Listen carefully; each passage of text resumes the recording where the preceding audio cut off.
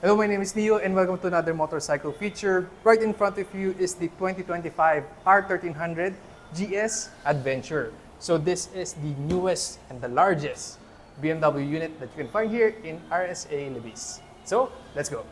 Okay, so let's start with the most prominent areas.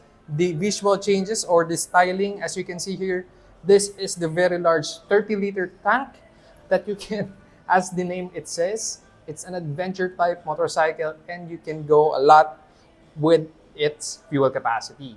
Okay, going next is the same 1300cc boxer engine that is capable of very long distances because of its variable valve timing. Okay, unlike the R1300GS, its front auxiliary lights has a different shape, as you can see here. So you have a larger windscreen that helps with preventing fatigue. It's a lot larger compared to the R1300GS. For this model, you have taller suspension travel.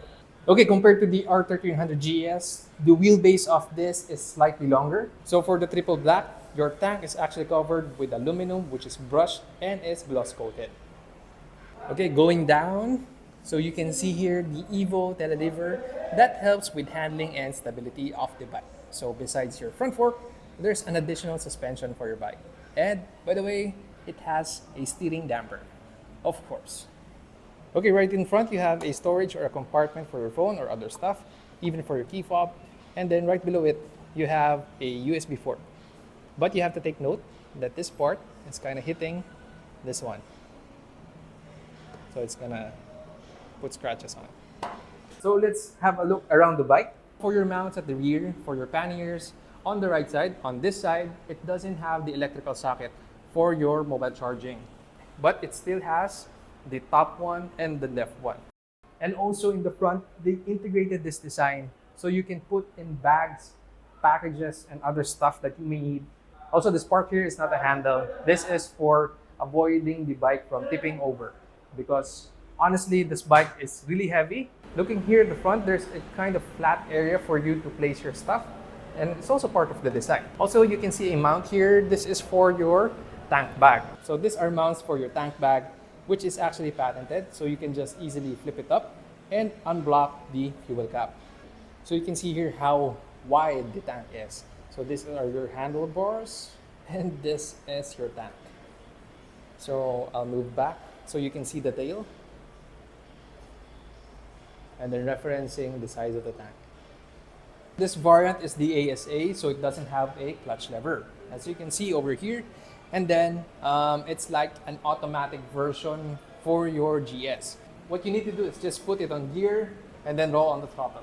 No need for clutch application or clutch feathering or anything of that. So that's one less thing you need to think about.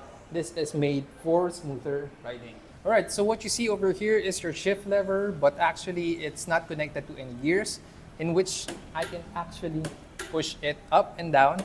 It's actually a button for you to change gears. For the gearing of this bike is quite different.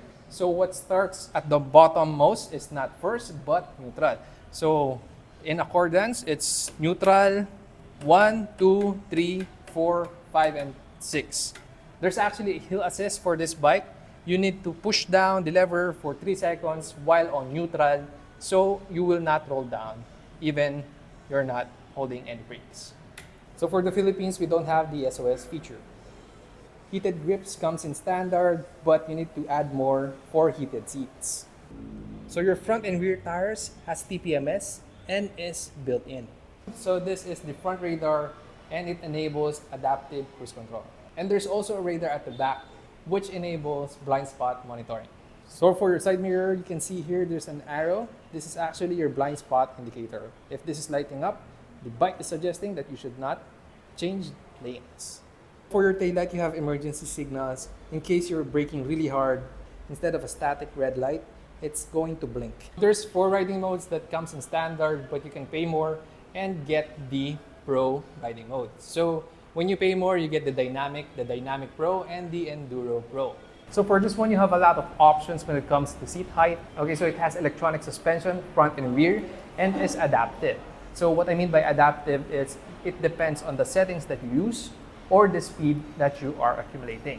So if you go at faster speeds, the bike will increase, giving you that higher feeling and then higher ground clearance. Just for reference, my height is 5'6" with a 30-inch inseam. This bike has the 820mm seat height, so I'll try if I can reach it. So let's go. So the bike's kind of heavy. Let me just. Yeah, it's really heavy. So this is the 820mm height. You can see me tiptoeing on both ends. So yeah, it's really tall. But they offer lower seat heights, and then this bike is turned off, so eventually it's going to lower depending on your settings. So I believe, I'm not sure if it's 790mm or 800mm. That's the lowest you can get for this bike. So I've been researching different sources. They're saying 790 or 800, in between of those. So yeah, 5'6" with a 30-inch inseam. This is what it looks like. Holy crap. Yeah. Okay, so that's it for today's episode. This is the BMW R1300GS Adventure. So if you like this kind of content, please feel free to subscribe to the channel and like the video as well. And if you're interested on this kind of bike, you can message Thor at ASA, libis, and here's the contact number over here. Again, this is Neo. As always, ride safe and see you on the road.